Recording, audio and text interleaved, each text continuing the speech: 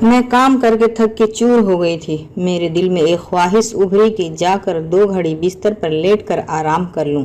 लेकिन उस घर में आराम करना मेरे लिए नामुमकिन था, क्योंकि मैं उस घर की कोई मेंबर नहीं, बल्कि मैं तो एक नौकरानी थी। मैं नीचे आंगन की सफाई कर रही थी, तभी ही वो लंबा चौड़ा सा आदमी मेरे सामने आकर खड़ा हो गया और मुझसे कहने लगा, आ जाओ, अब आकर ऊपर वाले कमरे की सफाई कर दो, जो मेरे ख्वाबगाह है। मैं जो आराम करने का सोच रही थी, उसके नए फरमाइश पर तो जैसे थकान मेरे ऊपर और भी ज्यादा हावी हो गई। मुझे हुक्म देकर वापस जा चुका था। मैं धीरे धीरे सीढ़ियां चढ़ती हुई ऊपर बनी हुई मंजिल पर गई। फिर कमरे का दरवाजा खोल दिया। कमरा था या कोई महल जैसा, सफेद पर्दों से ढका हुआ, चारों तरफ रोशनी थी। मैंने जिंदगी में पहली दफा ऐसा मंजर देखा था। उसका बिस्तर बड़ा नर्म नर्म था। अगर बिस्तर पर कोई लेट जाए तो अंदर ही धंस जाए। मेरा बदन तो ऐसी ही थकान से चूर हो रहा था। तभी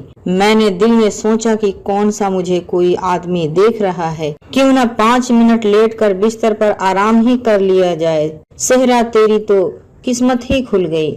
उस घर की नौकरानी बंद कमरे में मुस्कुराते हुए अपने आप से कहने लगी और फिर उस सफेद बिस्तर पर लेट गई। जब मेरे जिस्म को जोरदार झटका लगा था, मैं अपने अंदर बदलाव महसूस कर रही थी। सामने लगे शीशे में अपने आप को देखने लगी।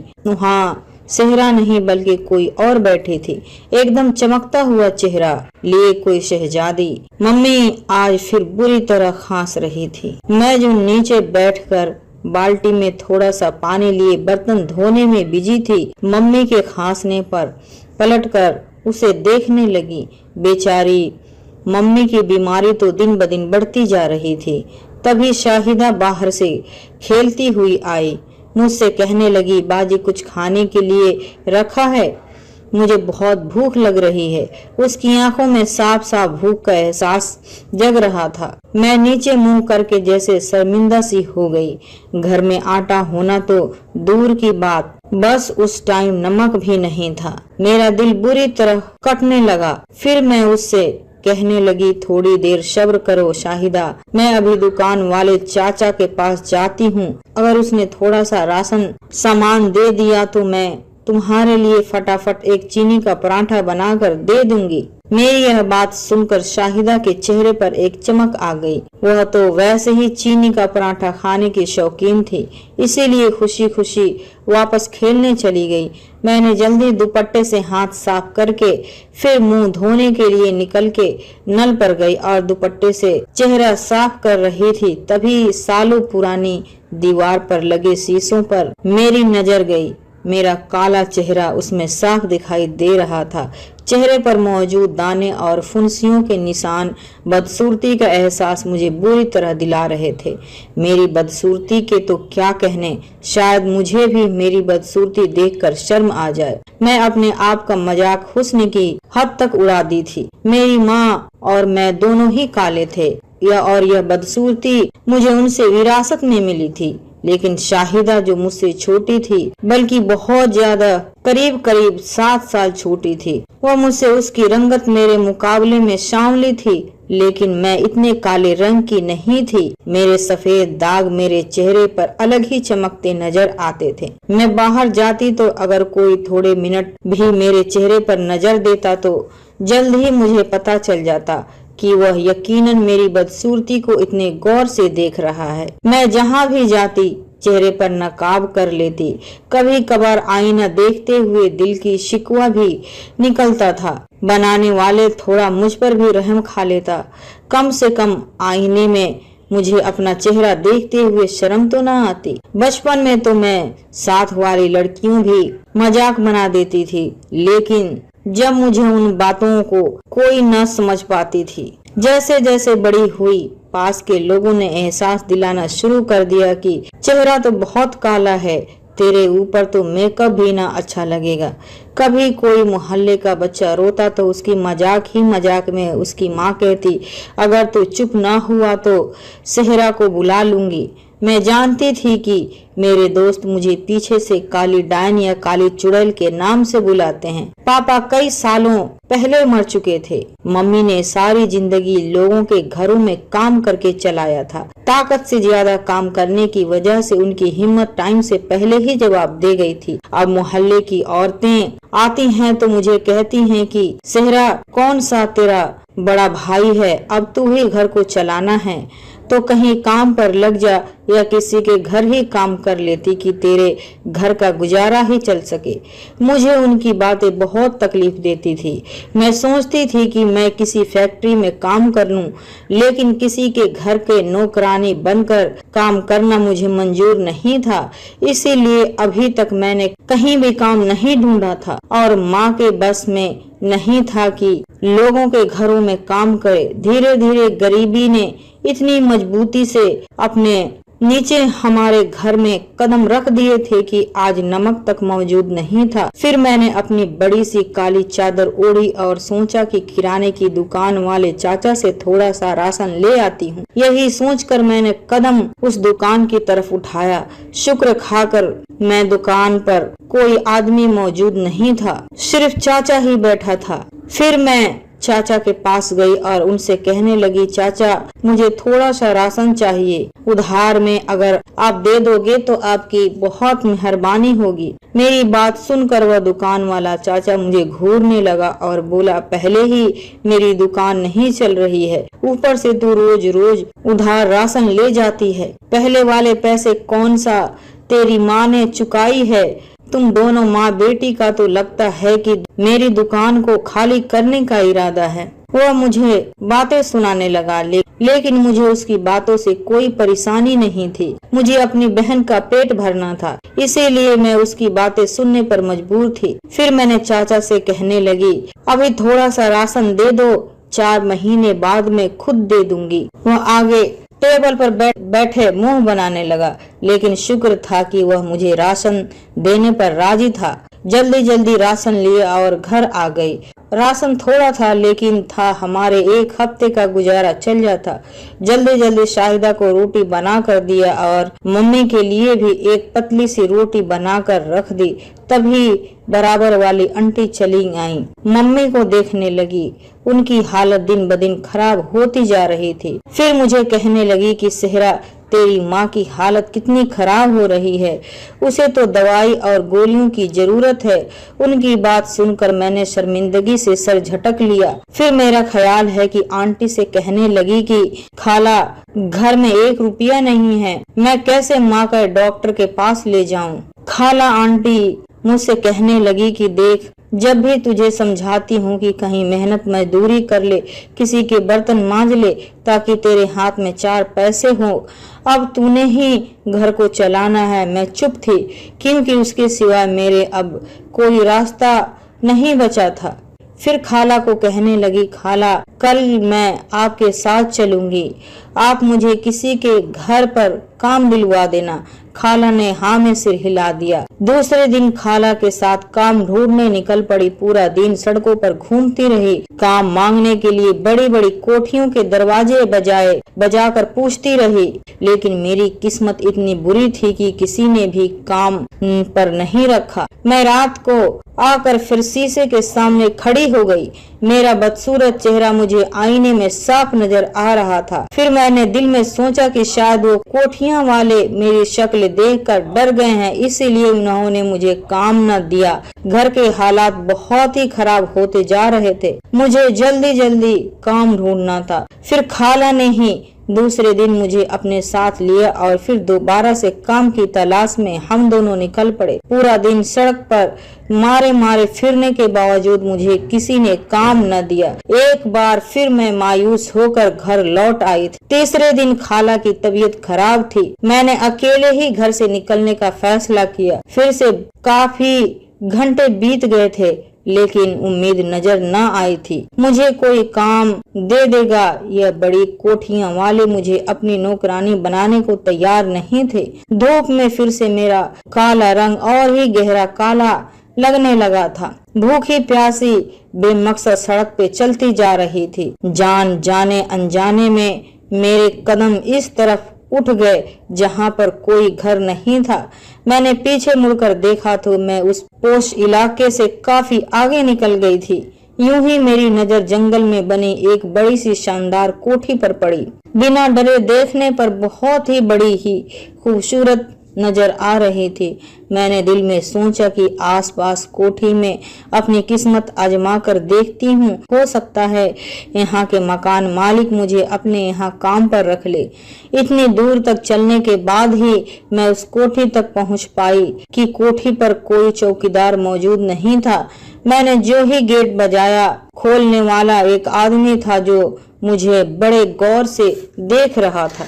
मैं उसके गौर से देखने का मतलब समझती थी। शायद उसने जिंदगी में मेरे जैसे बदसूरत लड़की न देखी थी, इसीलिए वह मुझे गौर से देख रहा था। मैंने उससे कहा, साहब जी, मैं काम के लिए आई हूँ, मुझे काम की जरूरत है। मेरे घर के हालात बहुत खराब हैं। अगर मुझे काम न मिला तो शायद मैं, मेरी छोटी बहन और माँ भूख के मारे मर जाएंगे। फिर वह आदमी जब बोला था, उसकी आवाज जो काफी डरावनी लग रही थी, जो मुझसे कह रहा था, क्या काम करना आता है तुम्हें? मैं तो दिल ही दिल में खुश हुई और उस आदमी से कहने लगी कि मुझे सारा काम करना आता है, साफ सुथरा, खाना पकाना, कपड़े धोना वगैरह वगैरह। फिर उसने ये कहते हुए दरवाजा बंद कर लिया। ठीक है, कल से काम पर आ जाना। मैं हैरान थी, वहीं खड़ी रह गई। मुझे उम्मीद नहीं थी कि वह आदमी मुझे इतनी आसानी से काम दे देगा। मैंने घर आकर माँ को बताया कि माँ, मुझे काम मिल गया है, अब मैं तेरा किसी अच्छे डॉक्टर से इलाज करवा दूंगी। मुस्कुराती हुई मेरी माँ ने हाँ में सर हिला दिया था। मेरी माँ बहुत ज्यादा बीमार रहने लगी थी। शायद उन्हें अब अपनी जिंदगी की कोई उम्मीद नहीं रह गई थी। दूसरे दिन मैं काम पर जाने लगी तो माँ को समझा के गई, माँ, अपना और शाहिदा का ख्याल रखना, उसे ज्यादा घर से बाहर जाने नहीं देना, बाहर जाकर खेलने मत देना। माँ ने सर हिला दिया। शाहिदा को भी मैंने अच्छी तरह समझा दिया था। फिर बड़ी सी काली चादर ओढ़कर घर से निकल आई थी। बेशक उस घर तक पहुंचने का रास्ता बहुत खराब था, लेकिन फिर भी काम की लालच में मुझे उस तक पहुंचने पर मजबूर कर दिया था।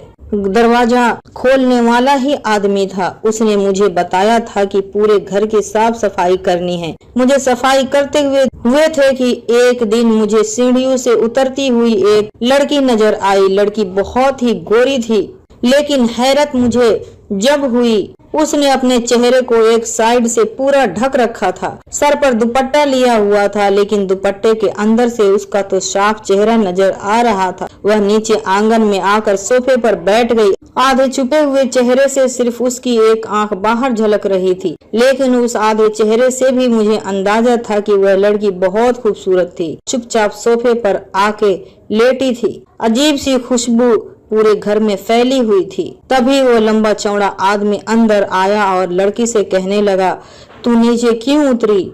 मैंने तुम्हें मना किया था ना। वह लड़की उससे कह रही थी कि कमरे में मेरा दिल घबरा रहा था, इसीलिए मैं नीचे चली आई। लेकिन वह आदमी उससे कहने लगा, वापस ऊपर कमरे में जाओ। लड़की एक झटके से उठी और तेज तेज कदमों से चलते हुए ऊपर कमरे में भाग गई। मैं हैरान परेशान खड़ी थी। उस लड़की का नीचे आना क्या उस आदमी को इस तरह बुरा लगा था? मुझे काम करते हुए काफी दिन हो गए थे। एक दिन मैं डरते डरते उस आदमी से कहने लगी, साहब जी, मुझे थोड़े से पैसे एडवांस में दे दें, वह पैसे मेरी तनख्वाह से काट लेना। मुझे इस समय अपनी माँ का इलाज करवाना है, उसे किसी अच्छे डॉक्टर को दिखाना है। हमारे घर में खाने के लिए राशन तक नहीं है। उसने कुछ कहे बगैर नोटों की एक गड्डी मेरे हाथ में रख दी और चुप से ऊपर चला गया। मैं बिल्कुल डर कर खड़ी थी। दिखने में वह आदमी बड़ा रहमदिल मालूम होता था, लेकिन उसने मुझे इतने सारे नोट देकर मेरा दिल जीत लिया था। उन पैसों से मैंने किराने वाली दुकान के चाचा के सारे पैसे उतार दिए और माँ को लेकर एक सरकारी अस्पताल चली आई। लेकिन वहाँ एक ऐसी खबर मिली थी जब डॉक्टर ने बताया कि तुम्हारी माँ के दोनों किडनी खराब हो चुके हैं। अगर तुम इलाज करवाओगी तो वह इलाज बहुत महंगा है, इसीलिए उन्हें घर ले जाओ। जितनी उनकी जिंदगी बाकी है उनको सुकून से बिताने दो। मैं रोते रोते माँ को घर वापस ले आई। मैं सोचती थी कि अगर माँ को कुछ हो गया तो मैं और शाहिदा भला किसके सहारे पर जिंदगी बिताएंगे। फिर एक दिन वही हुआ जिसका मुझे डर था। एक रात माँ सोई तो वह दोबारा ना उठ सकी। मेरी और शाहिदा की तो दुनिया ही पलट कर रह गई थी। हम दोनों उस दुनिया में अकेले रह गए थे। फिर मोहल्ले वाले ने मुझे समझाया कि तुमने ही अपनी छोटी बहन को पालना है, इसीलिए हिम्मत करो, खुद कमाओ, अपना भी पेट भरो और उस बहन को भी पालो। मैं चुपचाप आंसू बहा रही थी। मुझे उसकी बातों की संगीनी अंदाजा नहीं था कि माँ के मरने के 3 दिन बाद मैं वापस काम पर जाने की तैयारी में लगी थी। शाहिदा को अपनी खाला के घर भेज दिया था। पूरा दिन उसने वहाँ पर रहना था। फिर मैं शाम को जाकर उसे अपने साथ ले आती। मैं पैदल चल चल कर उस कोठी तक पहुँच गई। फिर उसके अंदर जाकर कामकाज करने लगी। मैं कामकाज करने में बिजी थी, तब भी गर्दन मुड़ाकर पीछे देखने लगी। वह लंबा चौड़ा आदमी मेरे पीछे खड़ा मुझे गुस्से से देख रहा था। यकीनन इसीलिए गुस्सा था कि मैंने इतने दिन से काम पर नहीं आई थी। मैं सर झुकाकर कहने लगी, साहब जी, मेरी माँ का इंतकाल हो गया था, इसीलिए मैं काम पर ना आ सकी। मैं उसे धीमे लहजे में बता रही थी। जब भी उसने मुझसे कहा, जिसे सुनकर मैं हैरान परेशान हो गई। वह मुझसे कहने लगा, तो क्या हुआ अगर तुम्हारी माँ मर गई? मरना तो आखिर सबको है। हमारा तो पूरा कबीला मर गया था, लेकिन फिर भी हम तुम्हारी तरह रोनी सूरत बनाकर नहीं घूमते थे। मैं सर झुकाकर रह गई। फिर वह मुझे कहने लगा कि भले कुछ भी हो जाए, दोबारा छुट्टी नहीं करनी है। 3-4 दिन सफाई न करने की वजह से पूरा घर मिट्टी से भरा हुआ था। इतनी साफ सफाई करने के बावजूद घर किसी भी तरह साफ नहीं दिख रहा था और मैं थकन से चूर हो गई थी। तभी मैं उस आदमी के ख्वाबगाह तक गई और उसके नरम मुलायम बिस्तर पर लेटकर आराम करने लगी। मैं अभी लेटी ही थी कि मेरे जिस्म को जोरदार का झटका लगा और मैं उठकर बैठ गई। मेरी नजर सामने लगे शीशे पर पड़ी थी, जिसमें मुझे अपने बजाय किसी और की शक्ल नजर आ रही थी, लेकिन वह लड़की बहुत खूबसूरत थी। मैंने आंखें फाड़ फाड़ कर देख रही थी। मैं तो नहीं, फिर कौन है? मैंने अपने हाथ पांव के तरफ देखा तो काले रंगत वाले मेरे हाथ पांव एकदम गोरे से दिख रहे थे। मेरा पूरा वजूद बिल्कुल तब्दील हो चुका था। मैं अपने आप में न थी। अपने आप को घूम घूम कर देखने लगी। आईने में मैं नहीं बल्कि कोई शहजादी। मेरे चेहरे पर खुशी ही खुशी थी। मुझे ऐसा लग रहा था जैसे मैं आसमान पर उड़ रही हूँ। तभी कमरे का दरवाजा एकदम से खुला। वह लंबा चौड़ा पूरी तरह से आदमी अंदर आया और मुझे गौर से देखने लगा। मैं अपनी खूबसूरत आंखें उठाकर उसे देख रही थी। उसके पीछे वही आधा चेहरा ढकी लड़की भी खड़ी थी। उसे देखकर मैं चौंक गई। मुझे ऐसा लगा कि मैं थोड़े मिनट तक कुछ बोल पाने की स्थिति में नहीं थी। उस लड़की का आधा चेहरा बिल्कुल मेरी बदसूरत शक्ल की जैसा हो गया था। मैं हैरान थी कि उसके रूप में मैं अपने आप को देख चुकी थी और वो मेरे रूप में ढल चुकी थी। वह आदमी मुझसे कहने लगा, कैसी लगी तुम्हें यह बदलाव? मैंने नजरें झुका ली। फिर मैं उस आदमी से कहने लगी, जिंदगी के इतने साल मैंने एक बदसूरत लड़की बनकर बिताए हैं। कोई मुझ पर नजर डालना भी गवारा नहीं करता था, लेकिन इस रूप में ढल कर मैं अपने आप को किसी राजमहल की शहजादी समझ रही हूँ। ठीक है, अगर तुम अपनी खूबसूरती पाना चाहती हो तो इसके लिए तुम्हें मेरा एक काम करना पड़ेगा। मैं हैरान उसकी बातें सुन रही थी। फिर मैं कहने लगी कि यह रंग रूप पाने के लिए हर काम कर सकती हूँ। वो आदमी कहने लगा, ठीक है, यह रंग रूप तुम्हें जब भी मिलेगा जब मेरा एक काम पूरा करना पड़ेगा। यहाँ से सैकड़ों मील एक बस्ती है, उस बस्ती के अंदर एक लड़की रहती है। तुम्हें उस लड़की की मदद करनी होगी। वह तुम्हारे जैसे इंसानों के हाथों इस कदर मजबूर हो चुकी है कि आज कल में कभी भी खुदकशी कर सकती है। तुम्हें जल्दी से जल्दी उस तक पहुंचकर उसे उस काम से रोकना होगा। मैंने उसकी बातें हैरानी से सुन रही थी। फिर मैं उससे कहने लगी, वह लड़की कौन है? आखिर मैं ही उसकी मदद क्यों कर सकती हूँ? आखिर मैं ही उसकी मदद क्यों कर सकती हूँ? तुम उसकी मदद इसीलिए कर सकती हो क्योंकि तुम इंसान हो, जबकि हम जिन हैं। और जिन्नात भले ही कितने ताकतवर क्यों न हो जाए, लेकिन वह ऐसे काम होते हैं जो सिर्फ इंसान ही कर सकते हैं। मैं उनके मुंह से यह बातें सुनकर उछल पड़ी। तो क्या इतने दिनों से मैं जिन्नात के घर रह रही थी? इंसानों का नहीं बल्कि जिन्नात का घर है ये। जिन्नात मुझसे कहने लगा, जल्दी करो, मेरे पास टाइम बहुत कम है, मुझे हर सूरत में उस लड़की को बचाना है। फिर मैं उसकी हिदायत पाकर जल्दी जल्दी घर से निकली और जंगल की तरफ जाने लगी। चल चल कर मेरे पांव थक गए थे, लेकिन वह बस्ती मुझे कहीं भी नजर नहीं आ रही थी। जंगल में भागती फिरती काफी देर हो गई, तभी मुझे बने हुए मकान नजर आने लगे। मेरे दिल में खुशी की लहर दौड़ गई। मैं जल्दी जल्दी उन मकानों की तरफ बढ़ने लगी। यकीनन वही बस्ती थी जिस व्यक्ति को जिन्नात ने मुझे कहा था। आखिरकार मैं उस बस्ती तक पहुंचने में कामयाब हो गई। फिर उस बस्ती में से गुजरने वाले एक एक आदमी से रुककर पूछने लगी, इस बस्ती में मुझे एक लड़की से मिलना है जो बहुत परेशान और मायूस है।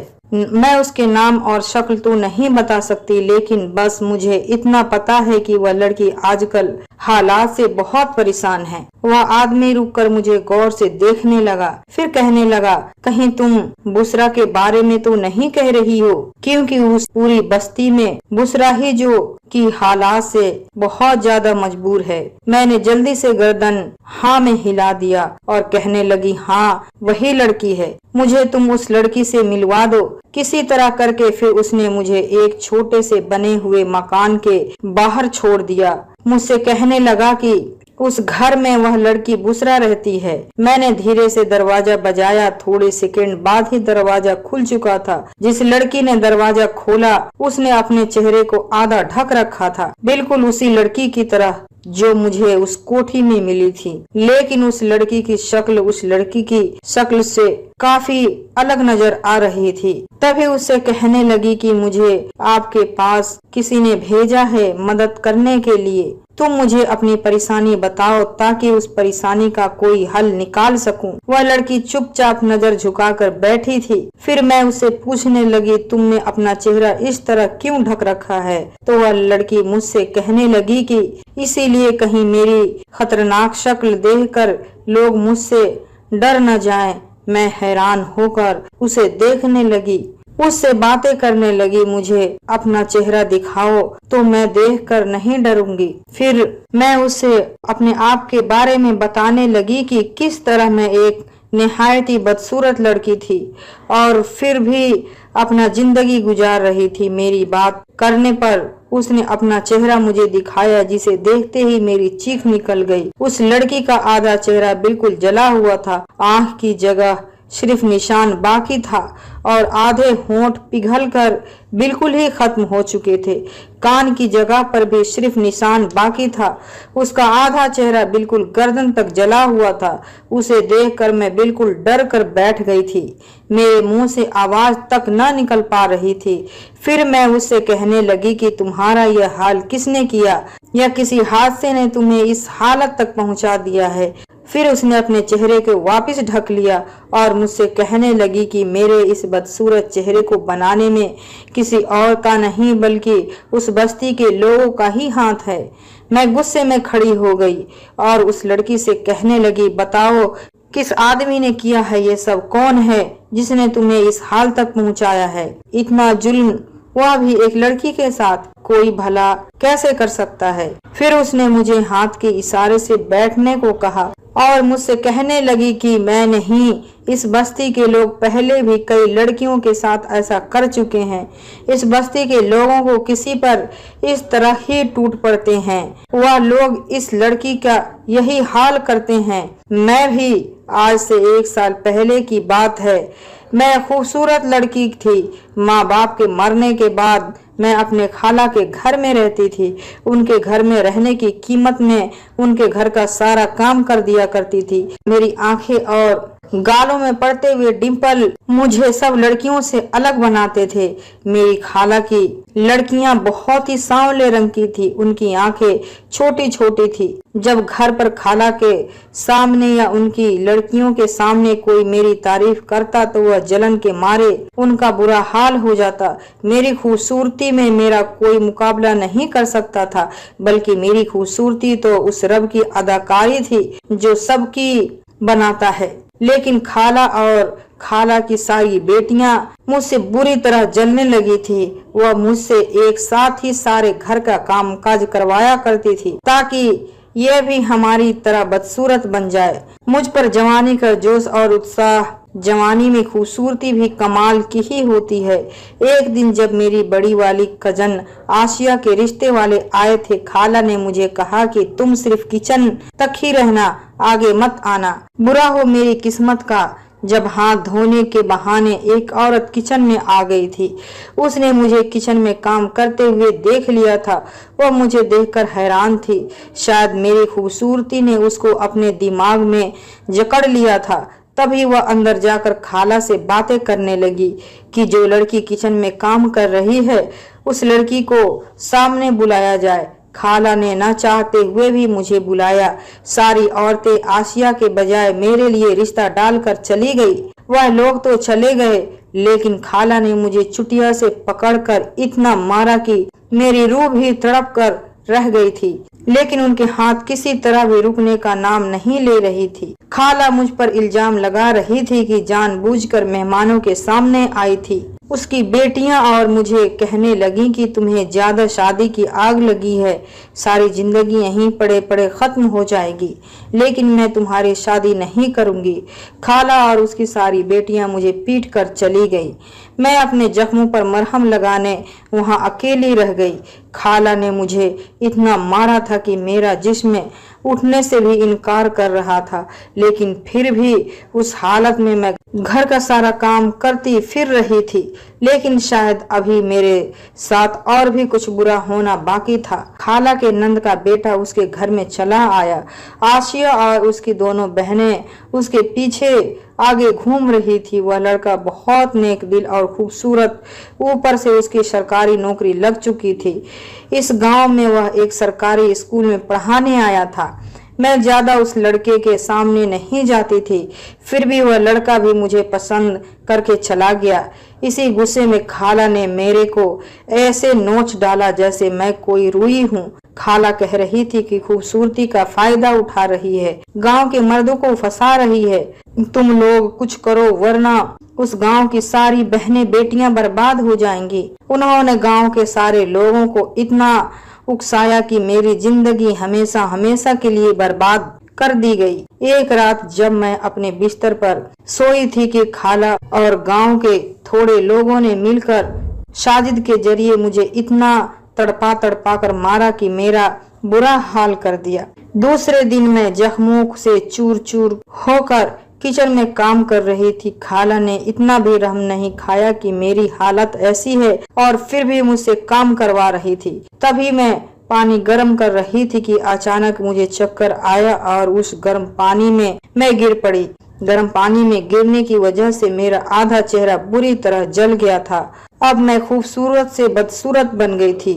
मैं चीख मार मार कर तड़प उठी, लेकिन किसी ने सामने आकर मेरी फरियाद न सुनी, क्योंकि उस गांव में कोई मेरा अपना नहीं था। फिर गांव के लोगों ने फैसला किया कि क्योंकि वह लड़की बहुत बेकार है, इसीलिए अल्लाह ने उसे सजा दी है। गांव के कमरे में रखा जाएगा निशानी के तौर पर। जब से मैं इस कमरे में रह रही हूँ, गांव का कोई भी आदमी मुझे एक टाइम का खाना देकर चला जाता है और मैं अपनी जिंदगी इसी कमरे में बिता रही हूँ। अब तो सोचती हूँ कि अपनी जिंदगी खत्म ही कर लूँ, क्योंकि यह जिंदगी मुझे बहुत बोझ लगने लगी है। मैं उस लड़की की कहानी किसी भूत की तरह सुन रही थी। इतना जुल्म, वो भी एक यतीम लड़की के साथ। फिर मैं उसके आगे गिड़गिड़ाने लगी, और उससे कहने लगी कि तुम जो भी कहोगी तुम्हारे लिए करने को तैयार हूँ, बताओ मैं तुम्हारे लिए क्या कर सकती हूँ। वह लड़की उदास होकर मुझसे कहने लगी, मैं सिर्फ एक बार जावेद से मिलना चाहती हूँ और उसको बताना चाहती हूँ कि मैं कोई बेवफा लड़की नहीं थी, बल्कि साजिश की तहत ड्रामा रचाया गया था। वह गांव वालों की बातों में तो आकर मुझे छोड़ गया था। मैंने उस लड़की से वादा किया कि कुछ भी हो जाए मैं तुम्हारी जावेद से बात करवा कर रहूंगी। फिर मैं गांव के लोगों से किसी भी तरह करके जावेद का पता हासिल किया और उसके घर पहुंच गई। वहां मुझे जावेद देखकर हैरान था। मैंने उससे कहा कि मैं तुम्हारे पास किसी वजह से आई हूँ और किसी ने मुझे यहाँ पर भेजा है। मैंने उससे कहा कि वह लड़की जिससे तुम प्यार करने लगे थे, आज उसे इस हाल में छोड़कर तुम्हें यहाँ भाग कर आ गए हो, जबकि उसे तुम्हारी बहुत जरूरत है। वह नजरें झुका लिया और मुझसे कहने लगा, वह लड़की सही नहीं है। गांव वालों का कहना है कि वह किसी लड़के के साथ पकड़ी गई थी। तो मैंने उससे कहने लगी कि यह सब तुम्हारी बुआ और उसकी बेटियों की साजिश है। वह तुम्हारी बुआ की बेटियों ने ड्रामा रचा था। उस लड़की के किरदार बिल्कुल अच्छा है। अगर तुम्हें यकीन नहीं आता तो चलो मेरे साथ। उस बस्ती में एक लड़के को तुम्हारे सामने लाकर रख दूंगी जिसने सब कुछ तुम्हारे बुआ के कहने पर किया था। जावेद मुझे सुनते ही खड़ा हो गया। मेरी कुछ बातों से उसे यकीन हो रहा था। मैं जावेद को लेकर उस बस्ती में आ गई। जिन्नात मेरी काफी मदद कर रहे थे। फिर मैंने दिल ही दिल में उन जिन्नात से मदद मांगी और उस लड़के को अपने सामने लाकर खड़ा कर दिया और जावेद के आगे गिड़गिड़ाकर बोलने लगा। उस औरत ने मुझे लालच दिया था कि वो अपनी बेटी की शादी मेरे साथ करवा देगी, पर अपनी आधी दौलत मेरे नाम करवा देगी। उस लालच में आकर मैंने उसके कहने पर यह सारा काम किया था। जावेद ने उसे इतना मारा कि उसके जिस्म से खून बहने लगा। उसके दिल में एहसास होने लगा था कि एक घटिया औरत और उसकी बेटियों की साजिश की वजह से एक लड़की की जिंदगी बर्बाद हो चुकी थी। फिर वह बुसरा के पास गया। उसे कहने लगा, मुझे तुम्हारी बदसूरती से कोई खौफ नहीं। मैं अब भी तुम्हें अपनाने के लिए तैयार हूँ, क्योंकि मैंने सच्चे दिल से तुमसे मोहब्बत की थी। बुसरा भी प्यार भरी नजरों से उसे देख रही थी। जावेद ने बड़े प्यार से उसका हाथ थाम लिया। फिर अपने जेब से अंगूठी निकालकर बुसरा के हाथों में पहना दी। मैं उन दोनों के मिलन पर बेहद खुश थी। मुझे यकीन नहीं आ रहा था कि जावेद ने बुसरा को अपनाकर अपनी मोहब्बत अमर कर दी थी। मेरा काम खत्म हो गया था। अब मुझे जल्दी जल्दी उस कोठी की तरफ जाना था। अपना यह रंग रूप हमेशा हमेशा के लिए पाना था। मैं तेज कदमों से चलते हुए अपनी मंजिल की तरफ बढ़ने लगी। जब मैं कोठी में पहुंची तो उस कोठी में वह आदमी मौजूद था, लेकिन लड़की गायब थी। तो मैं उस आदमी से कहने लगी कि मैंने तुम्हारा काम कर दिया है, अब तुम भी अपने वादे के मुताबिक हमेशा हमेशा के लिए मुझे खूबसूरत लड़की में ढाल दो। मैं अपनी बदसूरती से बहुत तंग हूँ। तो वह मुझे कहने लगा, तुम किस कदर नादान लड़की हो। मैंने सिर्फ नसीहत के तौर पर तुम्हें बुसरा का हाल बताया था। वह अपनी खूबसूरती की वजह से अपनी जिंदगी को इस तरह आजाब में गिरफ्तार हो चुकी थी और तुम अभी अपनी खूबसूरती को पाना चाहती हो। सोच लो, समझ लो, उसकी बातें तारीफ की काबिल थी। मैंने यह सोच ही लिया था कि बुसरा की उसकी खूबसूरती ही उसकी बर्बादी की वजह बनी थी। आजाब में गिरफ्तार हो गई थी। और फिर मैंने सोचा, अगर कोई मेरे साथ भी ऐसा करे तो मुझे यह खूबसूरती नहीं चाहिए। यह रंग रूप एक आजाब की तरह होता है जो लोगों को कभी भी अपनी जिंदगी जीने नहीं देता। फिर मैंने उस जिन्नात से कहा, तुमने बुसरा के साथ तो बहुत अच्छा कर दिया और जावेद के साथ उसकी जिंदगी संवर गई, लेकिन उसकी खाला और उसकी बेटियों को भी तो सबक मिलना चाहिए था। उन्होंने बुसरा के साथ क्या क्या किया था। वह मेरी बात सुनकर मुस्कुराने लगा, कहने लगा, खाला और उसकी बेटियों के दुनिया में सजा मिल गई थी। शायद तुमने उस कहानी को उस पहलू पर गौर नहीं किया।